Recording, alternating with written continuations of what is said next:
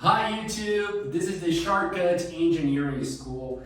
I am Pedro Tavares. I'm a civil engineer and also a teacher, and it's a pleasure to have you here with us. Today I have a very special guest, and I have the also civil engineer and a professor, Paloma. Welcome. Thank you, Pedro. It's really nice for me to be here with you today. Hi guys, so my name is Paloma. As Pedro said, I'm a civil engineer and a professor. So I can help you giving you some tips about reading papers because I used to live abroad. I lived in US for a year and I made a master's degree who demanded me a lot of technical English. So my English, when I talk in English, is not perfect at all, but we can always improve. In technical English, I can give you some tips. That's great. So after the vignette, keep with us, and you gotta learn a lot of tips. Let's go.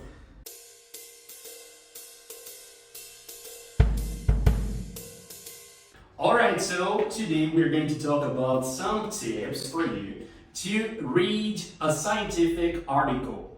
Have you ever published a scientific article? If you haven't, you probably have read one. So today we're going to bring some tips to make it easier for you to read the article and to get more information in an easier way about scientific stuff. Alright, let's go. To start talking about it, we must talk about how the English can make your research get to different places in the world, right? So I mean, when I was at the university, I had to use my English to connect with people from Canada and from the United States, and to be able to make my project. And I made some friends out there because some of the engineers who have helped my research, they were from Canada. And then, I had to present my results to them. And it was a very good experience. I had to write a lot of things in English. I had a lot of things in English, and it was pretty good for me. What about you? How was your experience? Well, I am also a civil engineer, and I made my master's degree at University of São Paulo, the EngSpeaks in Brazil. Right. And I had to read a lot of articles and papers in English, so I had to develop this knowledgeable in English to write and to read papers. I get you, yes. So I think I have some tips for you guys. Oh, that's great. We are very interested in those tips, but I have to give you some tips too. My first tip is stop translating things. Yeah. Stop doing that. This is not good for you because, our brain always wants to think in Portuguese. And I know, I get it, I understand, because most of the times we are not fluent enough to think in English. But when we want to write something in English, thinking in Portuguese, it doesn't work properly because English has different structures from Portuguese. So most of the times we need, try to reproduce what we see in different situations. So my first tip is, you don't have to translate everything. You can get different articles, for example, and compare them. When you compare the articles, you can find similar words, you can find similar concepts, and when you find them, it's easier for you to try to understand the context, what the research, what the words, what they are talking about. Yeah, the most important thing to do is try to understand the message. Yes. Not every single word. You don't have to translate that for Portuguese. You have to understand that in English. So when I see a paper, the first thing I do is read the title and then the abstract, because Yes. I try to understand the message, what the research did with the study. Okay. And the keywords, they are not there by chance. They really count. They really work, because when you have the keywords, you are able to get a lot of different perspectives about the same thing. I want to write about IRI, which is the International Roughness Index. This is an index that you can use to measure the health of the pavement. So I want to read about it. That's what my research was about. So when I looked for keywords about the IRI, I got a lot of people talking about the same thing, a lot of words, a lot of vocabulary about this task, this topic. And I also got a lot of different researches with different references. So the first thing I think you have to do is to look for the keywords around the internet, for example, and get a lot of data, get a lot of information about the same topic. So what are your tips?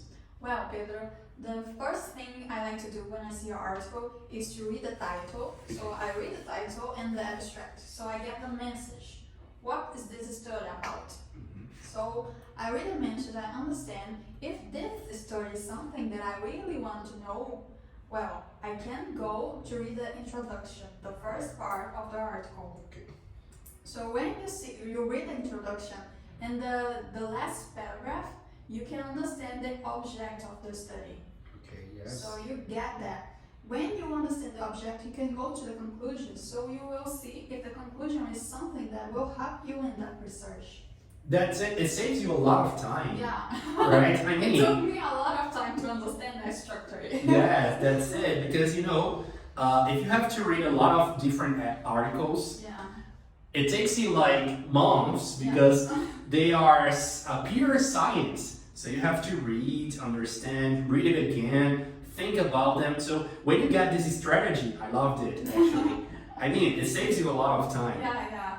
Because usually when you read a paper, it takes a lot of time because it's a technical English. Yes. So it's kind of hard to understand. Mhm. And when you see the structure, you understand the structure of the paper, you can go easier to understand if that will help you or not. If this is something that I will, if this is something that will help me out, Yes. or this is something that no. That it's useful for you or Yeah, not, yeah. right? Yes. And time is money, Yeah. and time is also life in your degrees or masters. It's something that is very important. So if you have any strategy that can help you out to save money and have to give less effort to do the same task, it's going to help you a lot. I loved it.